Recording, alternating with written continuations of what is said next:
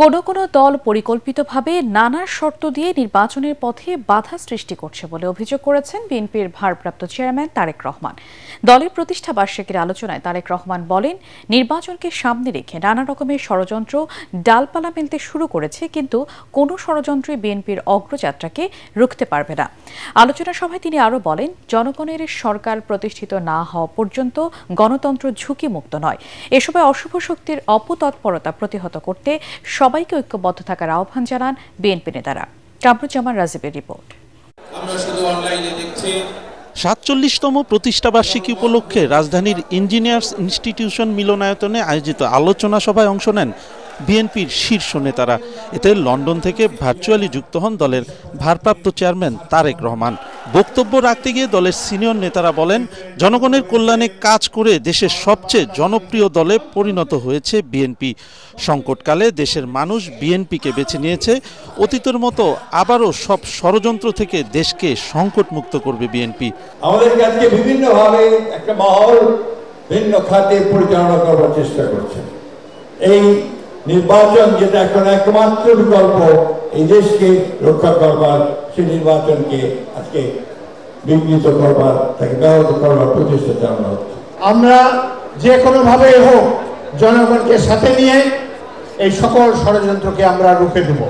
এখন কিন্তু আন্দোলন করতে হবে, গণতন্ত্র প্রতিষ্ঠিত করতে হবে, সাথে সাথে দেশ গড়ার যে পরিকল্পনা আমাদের নেতা, সেই পরিকল্পনা নিয়ে জনগণের কাছে যেতে হবে। সভায় প্রধান অতিথির বক্তব্যে তারেক রহমান বলেন, ইতিহাসের প্রতিটি অধ্যায়ে দেশ ও জনগণকে রক্ষা করেছে বিএনপি।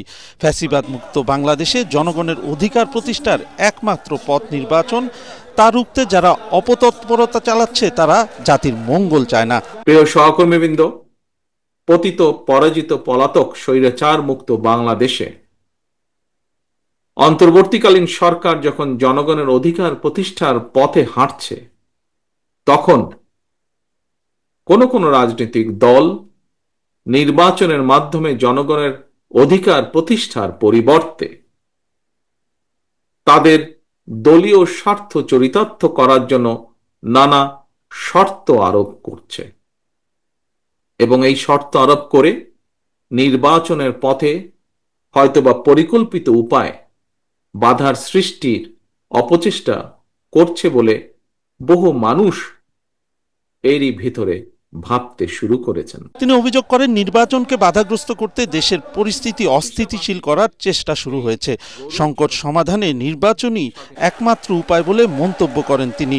সংস্কারের প্রয়োজন রয়েছে অবশ্যই, তবে জনগণের অধিকার চর্চা এবং প্রয়োগের পথে বাধা সৃষ্টি করে কোনো সংস্কারকেই টেকসই করা যাবে না।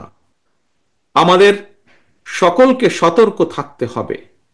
আসন্ন জাতীয় নির্বাচনকে সামনে রেখে নানা রকম ষড়যন্ত্রের ডালপালা মেলতে শুরু করেছে। তবে জনগণের সঙ্গে সম্পর্ক থাকলে আমরা বিশ্বাস করি কোন ষড়যন্ত্র এই বিএনপির অগ্রযাত্রাকে রুখতে পারবে না ইনশাআল্লাহ। জনগণের অধিকার প্রতিষ্ঠায় বিএনপি অতীতেও লক্ষ্যচ্যুত হয়নি, ভবিষ্যতেও হবে না বলেও জানান তারেক রহমান। কামরুজ্জামান রাজীব, এটিএন বাংলা, ঢাকা।